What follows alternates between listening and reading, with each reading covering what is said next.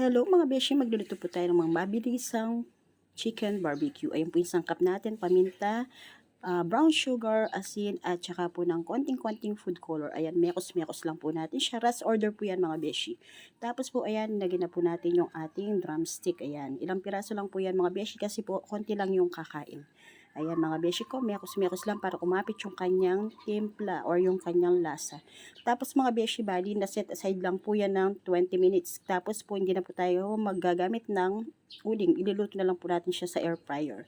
And then mga beshi, ayan, nung namekos-mekos na po siya ng gusto, naglagay na po tayo ng marinade sauce mga beshi. Ayan, binuhos po natin siya. Tapos po kung nakita nyo po, naglagay din tayo kanina ng kalamansi dahil wala po tayo ng pineapple juice. And then ayan mga beshi, transfer na po natin sa ating air fryer para po mabilis ang maluto na siya. Kasi kung gagamit pa po tayo ng uling, magpapaapoy pa po tayo at matagal pa po yung proseso ng mga beshi. Kaya sa air fryer na lang po natin iluluto yung ating chicken barbecue. And then mga beshi, yan, lalagay na po natin sa ating air fryer, isasalang na natin. And then ayan na po yung unang luto niya. Sa harap niya, ibabaliktad po natin yan. Ayan yan po, luto na po yung ating chicken barbecue.